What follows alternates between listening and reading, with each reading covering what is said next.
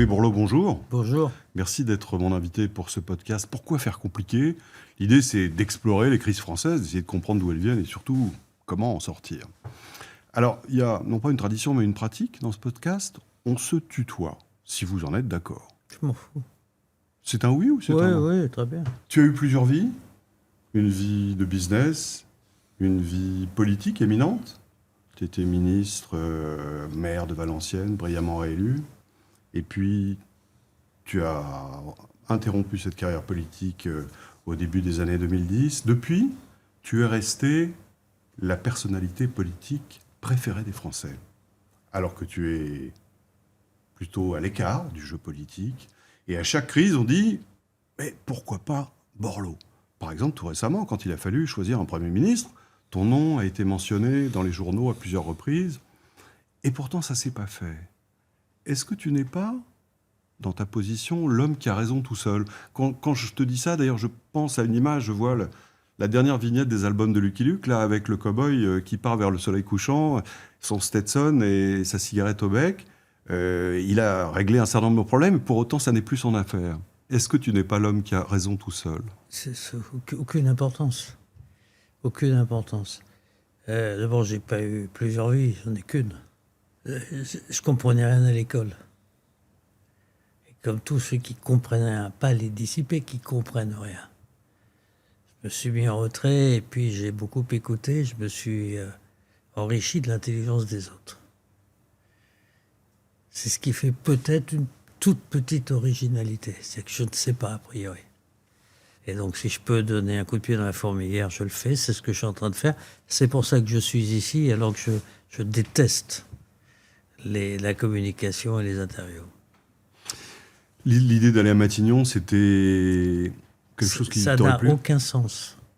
Non, mais il faut juste bien comprendre.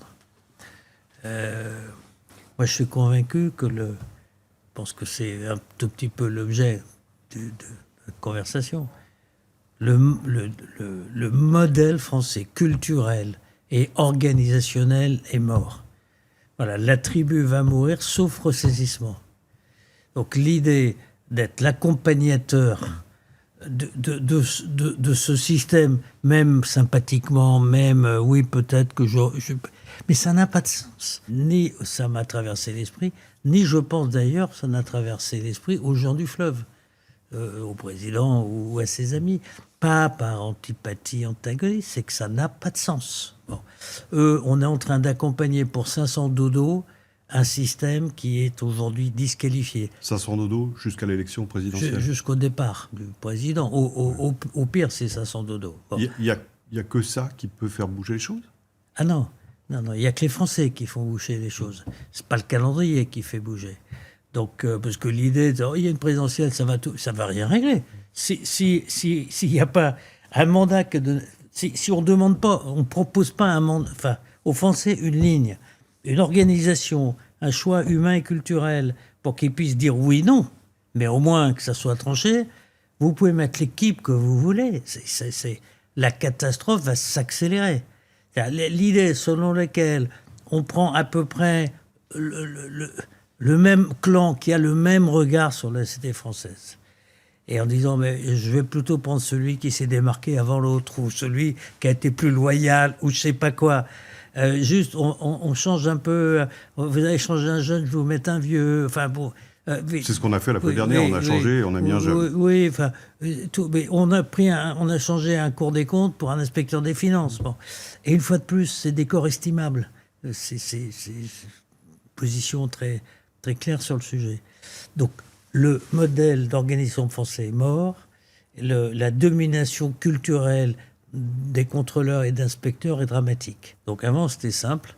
Hein, l'État faisait tout et donc on avait assez organisé. On est pour, on est contre, mais il est organisé.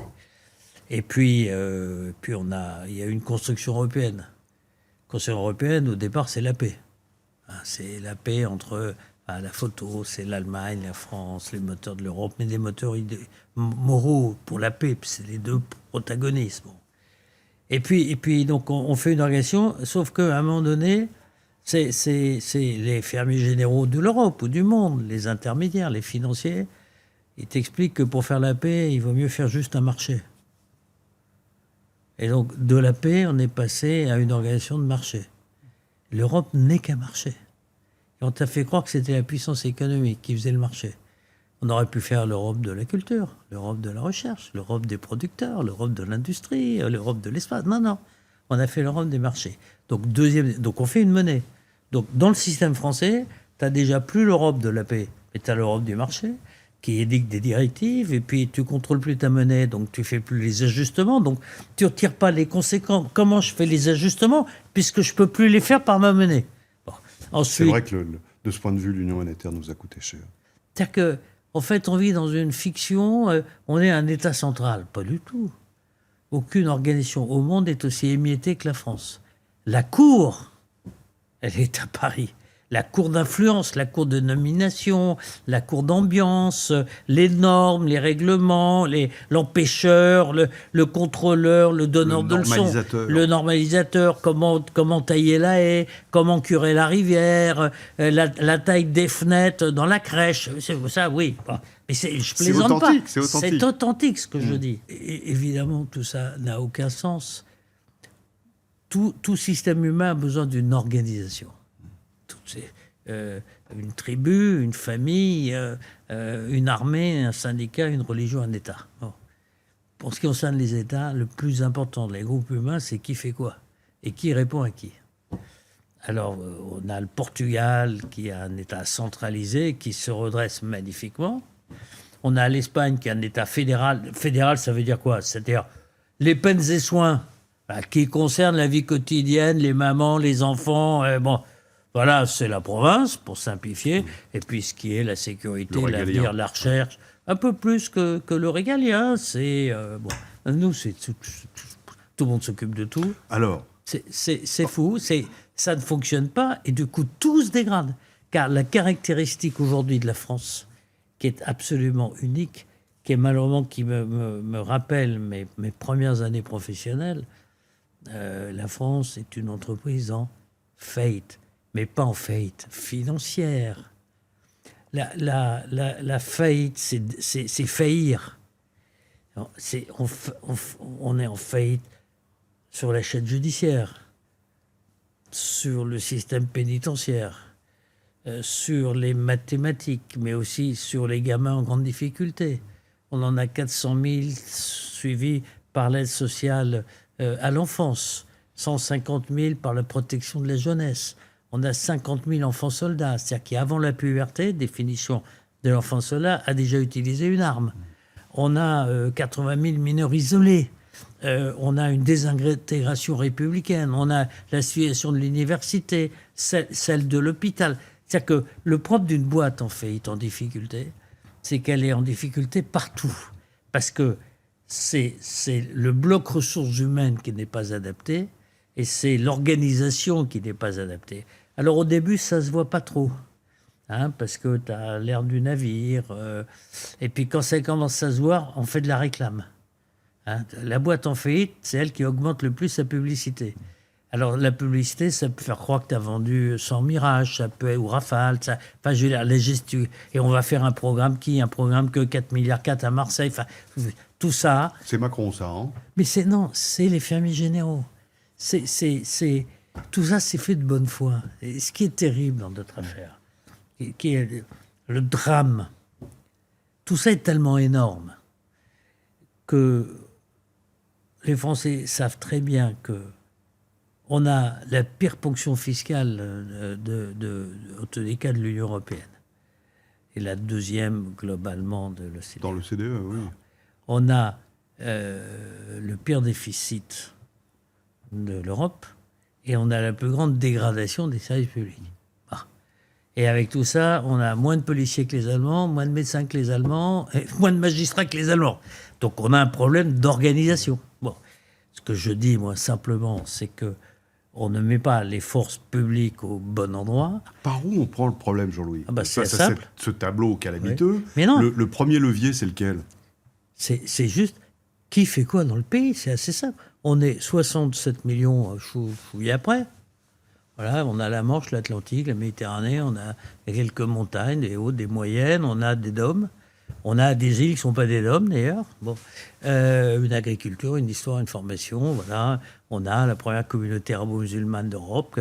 En quoi on en fait une force? La première communauté juive d'Europe. En quoi c'est une force? La première communauté chinoise d'Europe. Bon. Voilà le type de formation qu'on a. Bon, comment on s'organise? Pour les mamans, pour les enfants, etc. Comment on s'organise? Quand même pas très, très compliqué. Il y a 2 modèles. Il n'y en a pas 50. Les peines et soins en province et l'État central qui est responsable. Parce que quand tu es responsable de tout, dont la sécurité, c'est qu'un sujet. Non. Mon pote, tu es responsable de toute la sécurité. C'est d'ailleurs un quart de ton boulot. Et donc, et du coup, tu vas d'ailleurs dédramatiser toute élection présidentielle. Tu as tellement de sujets. Le mec qui gagne, c'est le malin qui prend le sujet qui l'arrange. Mais est-ce que tu as un mandat pour tous les autres? Pas du tout. Donc tout ça est absurde. Mais j'ai été élu, donc j'ai un mandat pour avoir raison dans ce que je raconte. Excuse-moi, tu n'as pas été élu pour ça. Bon, Emmanuel, il a pas été élu pour tout ce qu'il dit ou ce qu'il n'a pas dit, ou l'inverse, ou tout ça est une blague.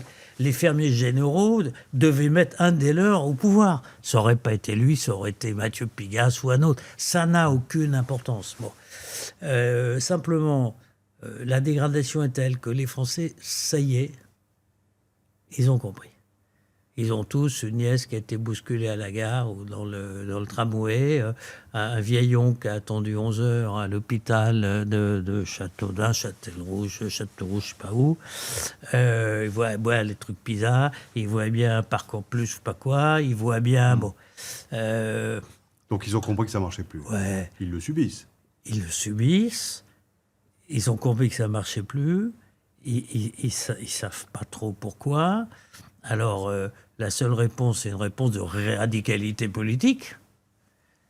Mais en fait, il faut une radicalité de changement de méthode et d'équipe. Il faut casser tout ça. Il faut casser. J'allais dire décentraliser, c'est même plus non, que ça. Décentraliser, c'est les tutélaires de 25 ans qui vont t'expliquer comment couper les... Mais alors, est-ce que tu ne te heurtes pas quand même au travers de la psychologie nationale qui est que on demande tout à l'État? Je t'ai préparé un petit truc, justement, de Tocqueville. Tocqueville, c'est de l'Ancien Régime, il raconte l'Ancien Régime, donc... Je te lis quelques phrases. Des paysans demandent qu'on les indemnise de la perte de leurs bestiaux ou de leurs maisons. Des propriétaires aisés qu'on les aide à faire valoir plus avantagement leurs terres. Des industriels sollicitent de l'intendant des privilèges qui les garantissent d'une concurrence incommode. Il est très fréquent de voir des manufacturiers qui confient à l'intendant le mauvais état de leurs affaires et le prix d'obtenir du contrôleur général un secours ou un prêt. C'est ça aussi la France. Malheureusement, c'est ce que tu décris. C'est vieux comme le pays, quoi. C'est juste la nature humaine, je vais te dire. Quand t'es à l'arrêt, t'es con.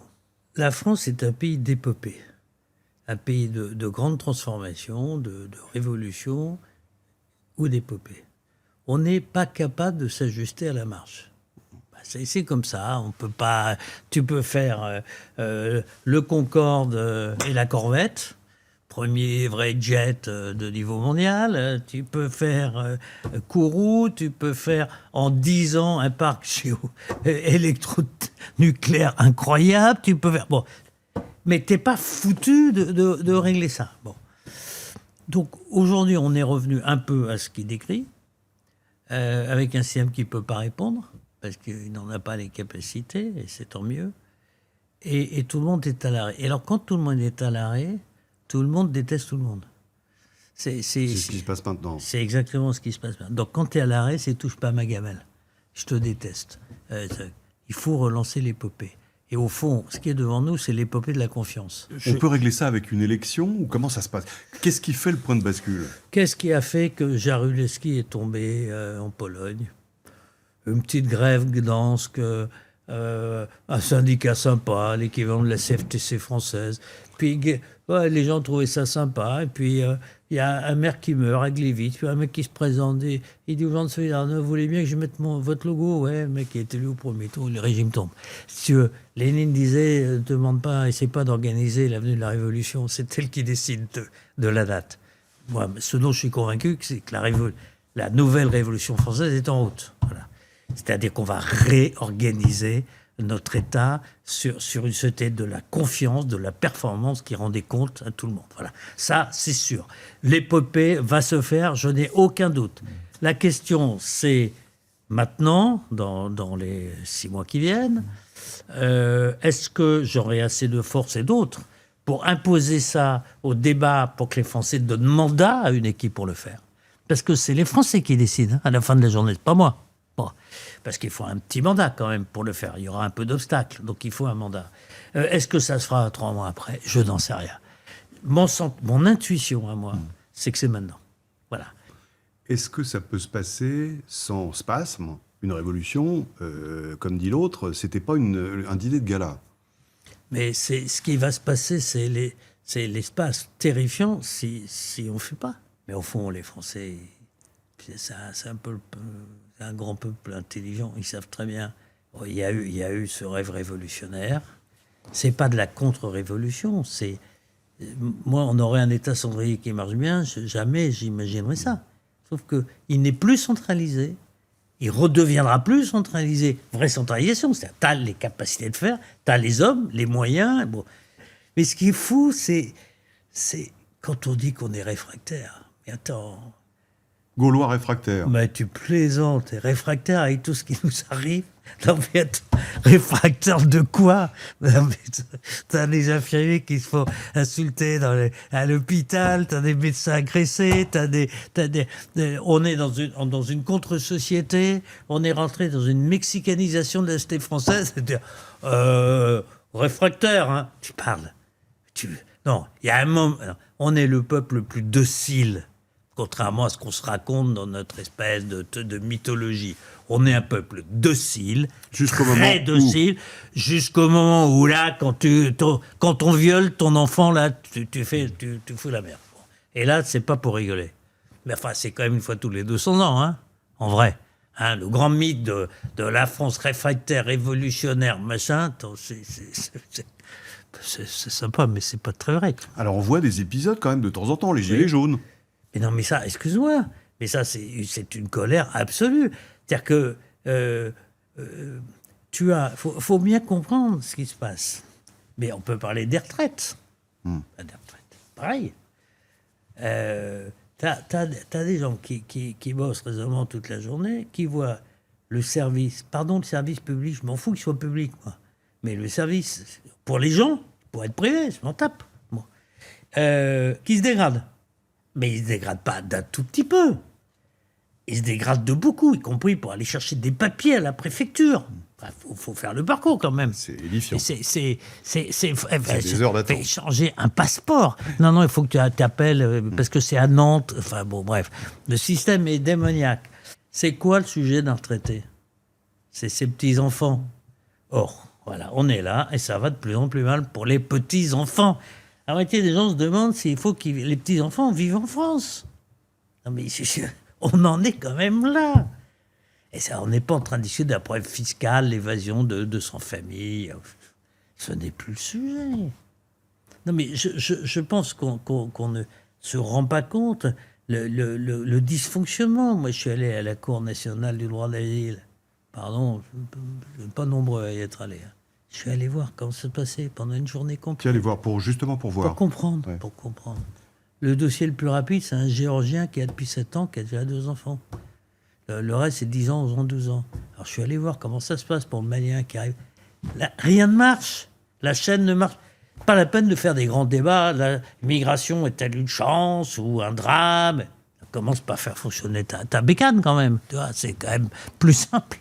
Alors, il y a une autre hypothèse politique. Hein. Ouais. C'est les extrémistes d'un côté ou d'un autre, face à une situation aussi dégradée, oui. qui proposent des solutions simplistes, mais qui sont parfois dramatiques et coûteuses, mais séduisantes à court terme. Mais là, c'est ce que je te disais tout à l'heure. L'idée qu'on prend globalement les mêmes, en plus sympa, plus malin, moins malin, on continue en gros la même saga, c'est une blague. Bon.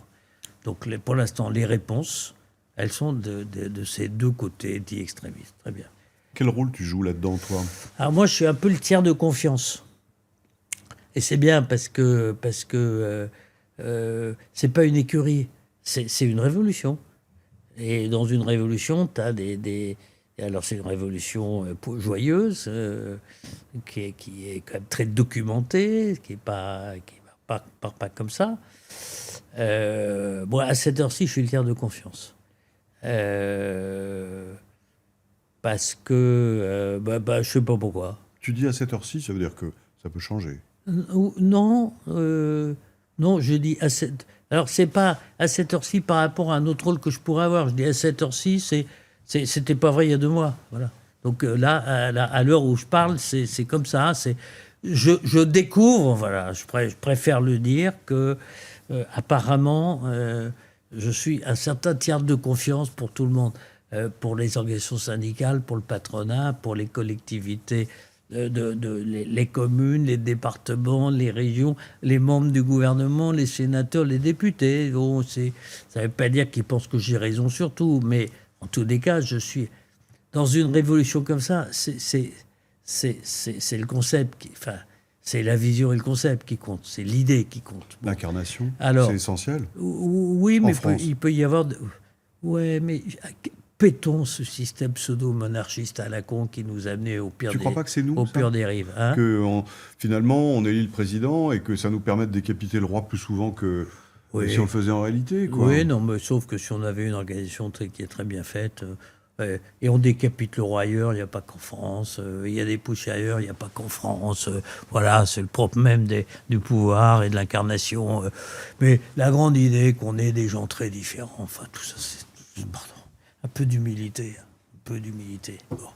Je trouve qu'on est d'une faiblesse absolue à accepter toutes les dérives de tous les systèmes qu'une présidence, mais quel qu'il soit, convoque la presse, toutes les chaînes s'arrêtent. Mais est-ce qu'on se rend compte où on en est ? C'est dingue. Et une fois de plus, ce n'est pas à l'égard d'Emmanuel Macron. Et si c'était efficace, je m'en foutrais. Tu peux me dire qui est ministre de l'énergie à cette heure-ci ? Non. Tu peux me dire, allez, je vais demander... Non mais attends, tu es le meilleur spécialiste de l'intérieur et de l'économie. Alors, tu poses le pire de... T'interviews qui ? Tu demandes à qui ?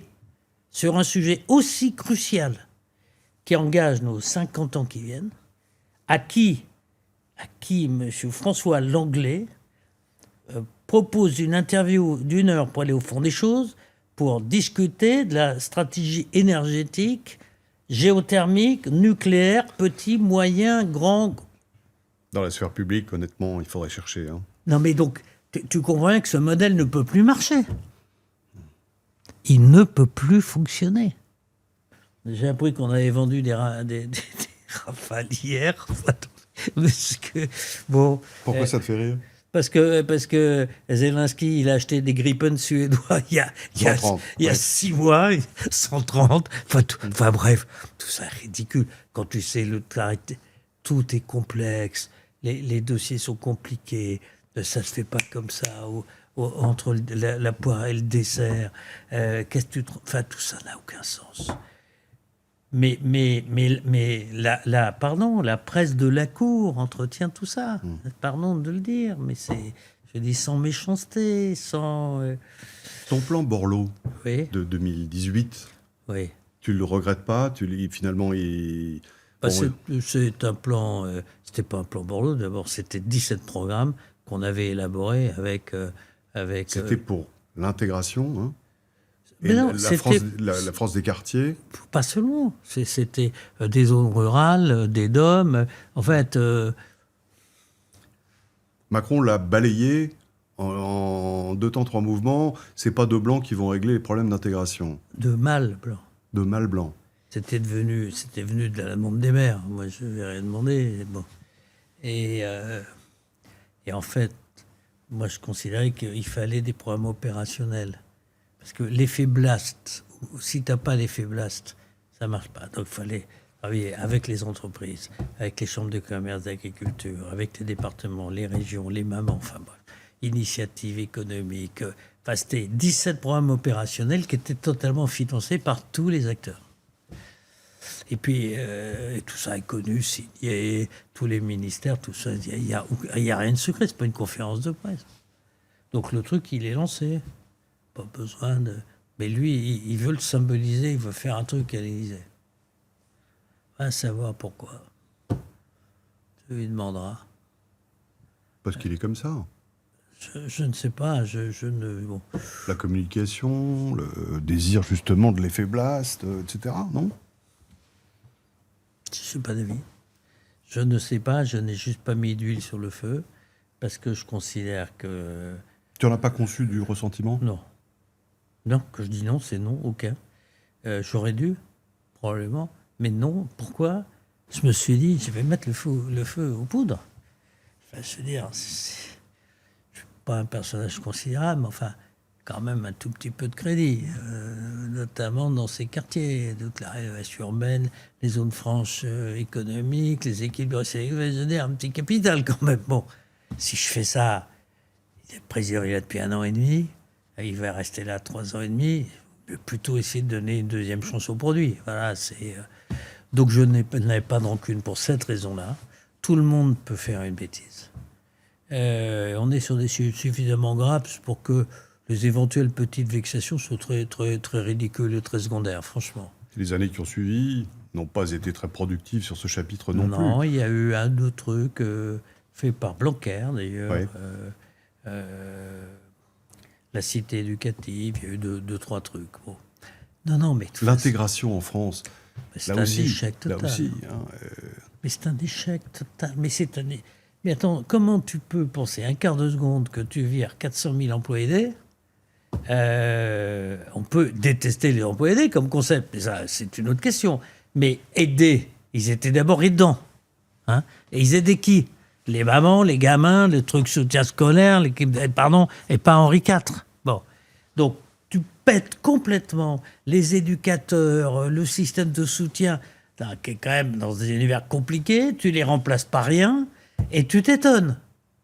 Les adultes relais, c'était quoi? Là, ils s'enorgueillissent, quasiment, il y a les dernières qui s'en vont. C'était quoi l'adulte relais? Il fallait qu'il y ait une maman dans chaque bâtiment qui puisse épauler les autres mamans, qui a un vrai salut, un vrai statut, une vraie rémunération, qui était là. Ah. Cette année, on réussit à ce qu'il n'y en ait plus du tout. Non, mais attends. Franchement, tant qu'on ne comprendra pas que le redressement du pays passera par ses ressources humaines. Les ressources humaines, c'est pas pleurnicher socialement, hein. Qu'on organise les guichets, mais pour ça, il y a un poste de commandement unique, et pour ça, bon, et on fout du pognon dans le sable de manière inconsidérée, et, enfin, commençant par l'hôpital, pardon. Mais pas... La France est un grand pays d'éducateurs. La France retrouvera la croissance, se redressera moralement et économiquement que par la jeunesse de France. Notre capacité à remettre ces 20% de la jeunesse dans le train de la croissance et de la République. Le reste, c'est des flûtes. Voilà quoi je crois. La ressource humaine et l'attention portée à l'humain, c'est vraiment un marqueur des démocrates chrétiens. C'est ta famille? Non, je crois pas. C'est ta famille.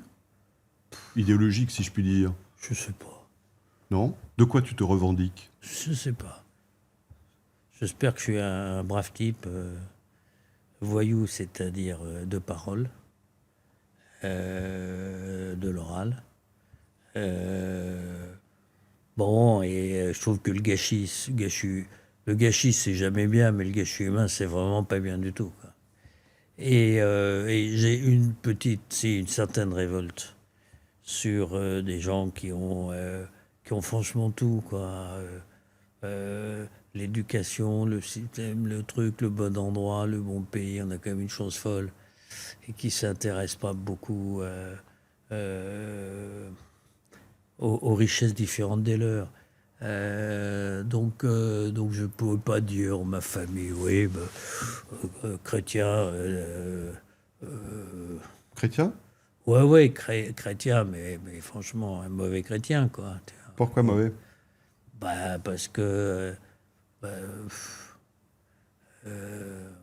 peu renégat, quand même. Bon. Et ça compte, quand même, la religion, ouais, mais ta foi. Moi, je trouve que tout ce qui permet aux gens de tenir bien, avoir un peu de tenue. On peut avoir de l'orgueil en étant laïque.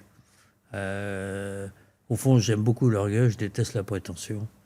Mais on peut l'être moi, ce que j'adorais dans le Nord, c'est mes copains communistes, quoi. C'était des patriotes. Faut voir, c'était des patriotes. C'est toujours des patriotes. Il y avait... C'est quand même l'école du collectif, quoi. C'est l'école de l'usine, c'est l'école... On laisse pas un camarade dans la mine, quoi. Donc, est-ce que je suis finalement crypto-communiste, démocrate chrétien, avocat pas bien. En tout cas, je suis heureux de vivre. Ta vie de business, elle t'a appris quoi? Écoute avant de parler. Écoute. Et puis, quand tu as vraiment, vraiment bien écouté, si tu peux porter une accélération, fais-le, quoi. Tu as vu la série Tapis? Oui, bien sûr. Qu'est-ce que tu en as pensé? Écoute, c'est tout sauf un documentaire. C'est-à-dire que tout est très... C'est romancé? Non, c'est très, très loin de la vérité. Mais à la fin, c'est le génie de l'art. Finalement, tu dis que le petit Tristan, il a fait un truc alors, tu vois, presque tout est faux. Si tu prends le rôle de Dominique, machin... Dominique, c'est la femme, de oui, Bernard Tapie. etc. Bon. Oui. Mais à la fin, il a fait un truc, tu t'y retrouves, tu vois. Qu'est-ce que justement, cette relation amicale et professionnelle avec Bernard Tapie, ça a été quelque chose d'important? Ah bah oui, alors d'abord, elle était totalement professionnelle, jusqu'au moment où j'ai quitté mon métier. Je suis parti à Valenciennes, donc question de se poser plus, pas un an après. Elle est restée, en revanche, totalement amicale. On a passé les 20 ans, ou 15 ans, 20 ans, les plus intenses, les plus sympas de nos vies. Enfin, lui, en tous les cas, c'était toute la période de gloire. Et là, c'était tous les jours, toutes les minutes. Et moi, j'étais tout jeune avocat. C'est un personnage, Bernard. Tu peux pas faire la traversée de l'Atlantique en prenant toi-même les commandes du bateau, parce que le capitaine pense qu'il faut poser ses chemins. Tu remets pas Lemon et Hino en selle, tu fais pas à jamais les premiers avec le foot, tu fais pas tout ça, tu fais pas Adidas, tu fais pas... c'était pas un type de défi, ça s'appelle des champions, c'est des gens qui se lancent des défis à eux-mêmes. Et donc, il s'est lancé des défis à lui-même. Et enfin, le seul qui ne s'est pas lancé, c'est d'être lui-même dans la vie publique. Il a été un collaborateur. Il a été ministre un temps? Oui, mais donc collaborateur. Toi, tu as fait une réussite professionnelle et financière, c'est important? C'est sympa de ne pas t'angoisser pour tes enfants. Voilà, sans que ce soit non plus pas exagéré, hein. Mais oui, c'est une forme de liberté. Mais je pense que même si un passage serait resté à peu près libre quand même. Je crois pas que ça influe. Mon père, il sort des sciences publiques. J'ai jamais eu le sentiment de revanche économique. Bon, non. C'est assez neutre au fond. Non, sincèrement, c'est neutre. Je me sens pas... En revanche, c'est très chiant pour ceux qui sont dans l'angoisse quotidienne. Ça, c'est autre chose. Donc l'angoisse quotidienne peut te blesser, te réduire. Te miner? Te miner, blesser, oui, c'est miner, oui, bien sûr. Et empêcher que tu déploies tes ailes. Plutôt dans ce sens-là. Sinon, franchement, je me suis jamais pris pour un autre que moi. Donc, je suis venu avec ma Zoé, elle va bien. Et elle marche très bien. Est-ce que tu as un livre à nous conseiller? Un bon livre que tu as lu, je sais pas, récemment, dans l'année révolue, qui t'a marqué, qui t'a intéressé, qui t'a intrigué, qui t'a bousculé? L'éloge de la paresse. Paul Lafargue. Exactement. Bon. C'est quand même, je trouve ça génial. L'éloge de la paresse. Et puis il y a un bouquin de Barré, je suis dessus, là, sur De Gaulle. Il en a écrit plein, mais celui-là, j'ai quand même découvert toutes les difficultés, les angoisses de 44-45. Le Front National qui est le parti lancé par les communistes, les crypto-communistes, pour élargir au-delà du communisme. Enfin, il y a des clins d'œil de l'histoire, comment une partie de l'organisation de l'époque, notamment le paritarisme, est liée dans la compétition entre les gaullistes et les communistes. On apprend toujours des choses de l'histoire, mais enfin, l'éloge de la paresse me va mieux. Merci Jean-Louis Borloo. Merci à vous, merci à toi. Explorer la crise française. Merci à vous de nous avoir suivis. Vous pouvez nous retrouver bien sûr sur tous les réseaux sociaux de TF1. Et puis, si vous avez des idées ou des souhaits pour nous recommander un invité dans ce podcast, formulez-les bien sûr sur les messages ou les commentaires. Merci encore et à bientôt pour le prochain épisode.